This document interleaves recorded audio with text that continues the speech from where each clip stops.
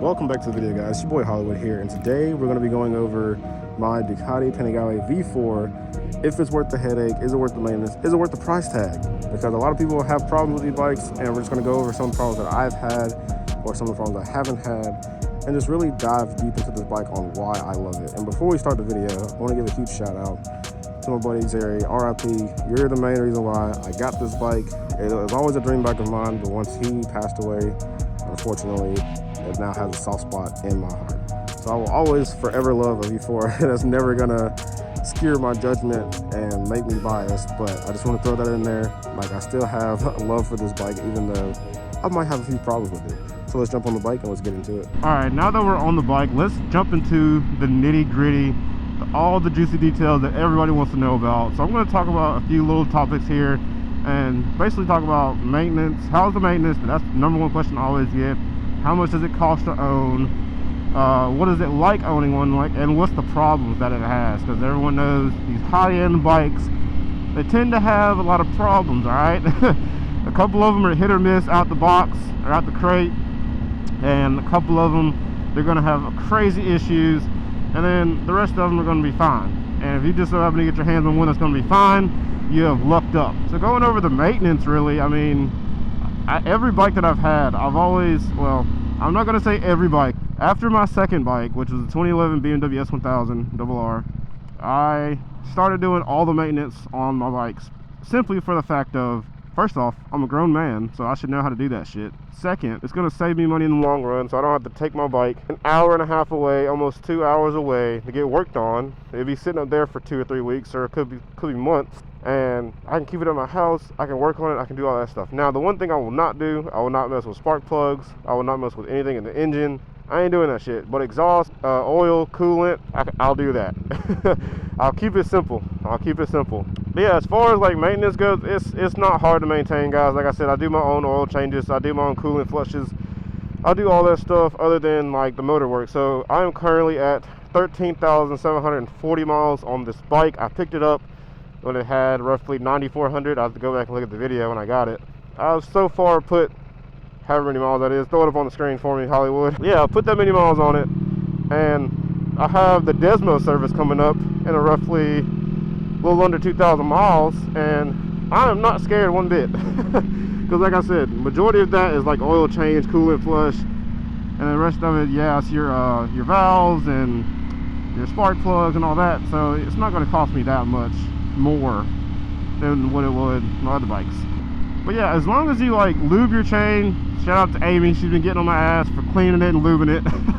I've been doing it like crazy, which, I mean, chain is the biggest important piece of the bike. That's what helps drive the wheels, you know what I'm saying? So like, not saying I ever neglected my chain, but I probably went way longer than I should all the time with my chain on the S1000. And I started to do it on the Ducati a little bit, but I love this so much more, so I gotta treat my baby right. So now we're gonna go into like the price. All right, how much did I get this bike for? That's the number one question that I get all the time. And truth be told, this was a trade. All right, I had, if you guys have watched long enough, I've had a BMW S1000rr 2020 model, had a bunch of carbon fiber, full exhaust, E85 tune, stage 2 Brent tune, like everything you can think about.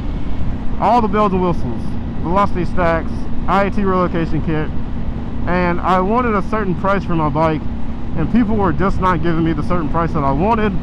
And there was a guy, he told me to hold it for 18K. He flaked, he offered me 16K after I held it for him. So then my boy Ashton had a bike, this Ducati right here, and he wanted an S1K so bad, and he was like, man, I'll trade you.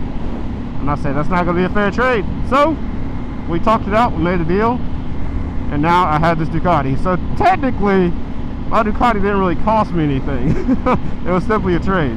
But I believe going out the door, you're going to be looking upwards towards $30,000 if I'm not mistaken.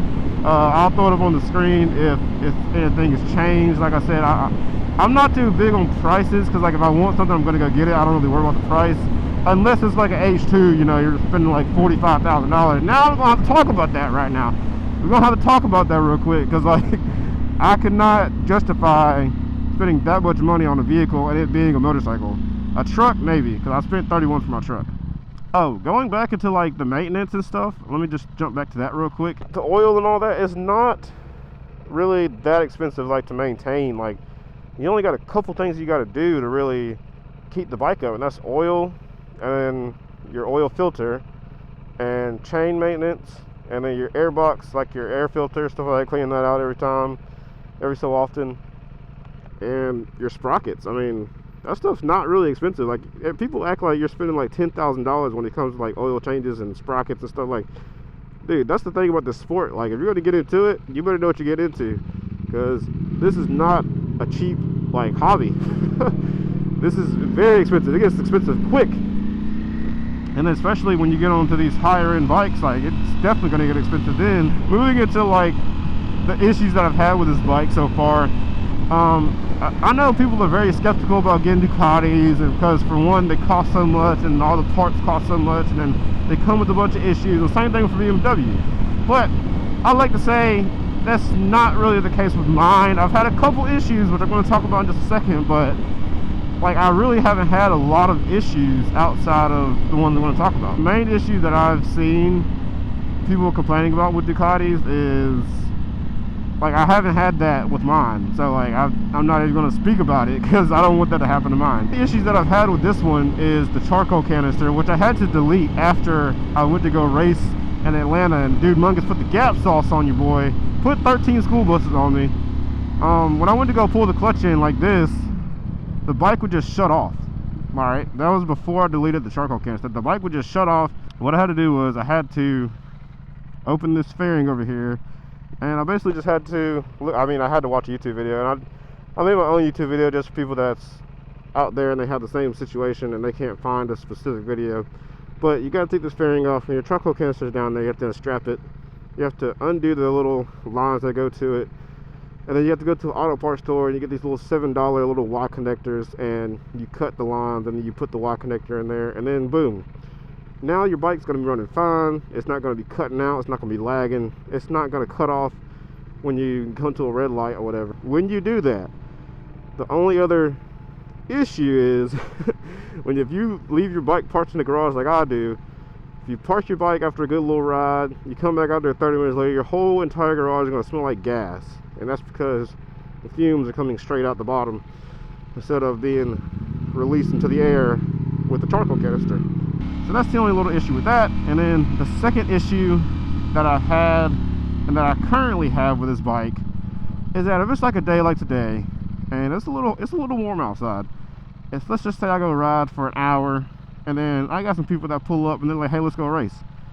I kind of have to tell them no, because I did this before. I tested this theory out, which I didn't know I was testing it out. It just happened, and then I figured it out. When you ride this bike hard, the bike already gets hot as hell. Like, Ducatis are known for getting hot. If you don't know that and you're not prepared for that, do not get a Ducati. Alright, they're going to run hot. That's why I put engine ice in here to keep it a little bit more cooler when I'm sitting at red lights. But these motherfuckers run hot, and when you ride and you come back and chill for a second and then you go beat on it, if you don't have a dry clutch, I can only attest to the wet clutch.